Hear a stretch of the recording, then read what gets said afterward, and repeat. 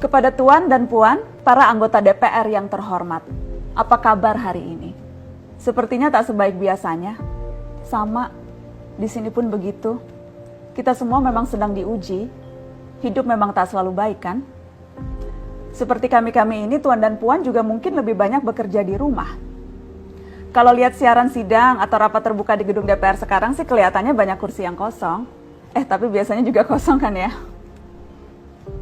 Tuan dan Puan anggota DPR yang terhormat, saya perhatikan parlemen-parlemen negara lain fokus melawan corona. Tapi rasa-rasanya isu-isu yang keluar dari Senayan belakangan kok kebanyakan tidak terkait corona ya? Kami malah membaca DPR bersemangat membahas isu-isu lain. Contohnya, rancangan Undang-Undang Cipta Kerja yang banyak ditolak karena dinilai mementingkan kepentingan investor di atas kebutuhan pekerja. Presiden Jokowi pekan lalu sempat menyatakan pemerintah dan DPR menunda pembahasan salah satu klaster di rancangan undang-undang itu, klaster ketenagakerjaan. Ini untuk memberi kesempatan mendalami substansi dan mendapat masukan dari banyak pihak.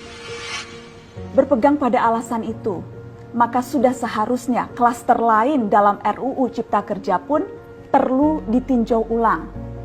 Karena yang lain juga bukan tanpa masalah, terutama dari perspektif lingkungan dan keadilan gender.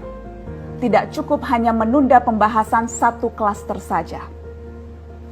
Ada juga RUU lain yang masih nekat mau dibahas. Ada RUU KUHP yang tahun lalu diserbu unjuk rasa. Lalu RUU pemasyarakatan. Ada koruptor yang sudah ngebet pengen bebas kah? Apa kabar Pak Yasona? Terus terang saja, membahas undang-undang yang menyangkut hajat hidup orang banyak di masa seperti sekarang ini terlalu mengundang curiga. Gara-gara pandemi yang pada jatuh cinta saja berani menunda nikah loh. Ini kok DPR buru-buru banget kayak lagi kejar setoran? Tidak ada undang-undang yang tidak penting, semua penting. Justru karena undang-undang itu penting, aneh jika pembahasannya diseriusi di waktu seperti sekarang. Saat dimana perhatian dan konsentrasi kita sedang terkuras bertahan hidup di tengah wabah. Produk hukumnya pun berpotensi cacat bila tidak memenuhi ketentuan, dan rasanya belum ada aturan pembahasan RUU secara virtual. Jika ngotot menuntaskan Omnibus Law, atau RUU KUHP, atau RUU pemasyarakatan, jangan salahkan jika ada yang menilai DPR tidak menjadikan perang melawan corona sebagai prioritas. Saya percaya setiap tindakan dan keputusan di masa krisis mencerminkan skala prioritas. Atau memang inikah prioritas wakil-wakil rakyat kami saat ini? Bikin ribut juga jelas tak seharusnya jadi prioritas. Satgas COVID-19 DPR kemarin dikabarkan mengimpor jamu ilegal dari Tiongkok secara besar-besaran untuk pasien positif virus corona.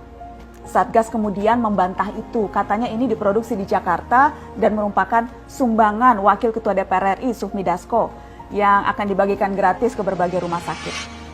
Kemudian dikabarkan juga jamunya mengandung bahan berbahaya dan belum terbukti klinis. Satgas lagi-lagi membantah, katanya sedang proses mendapatkan izin edar di Badan Pengawasan Obat dan Makanan. Sedang itu berarti belum kan ya? Tuan dan Puan yang terhormat, niat baik pun perlu proses yang baik. Proses yang semrawut hanya akan disusul polemik.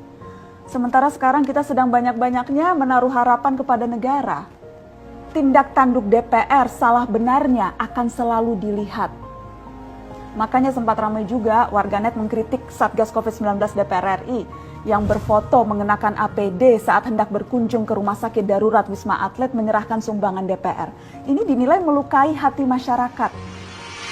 Tenaga medis kita saja bertaruh nyawa benar karena kekurangan APD. Tidak ada yang meragukan jumlah sumbangan DPR. Kami yakin pasti banyak, namanya juga DPR, beli ribuan rapid test saja mampu, ngeborong jamu apalagi. Tapi ini soal rasa dan empati. Kecuali ya, kalau yang dipakai anggota DPR itu APD yang lain, alat pelindung dewan. Salam hormat dari kami yang kalian wakili.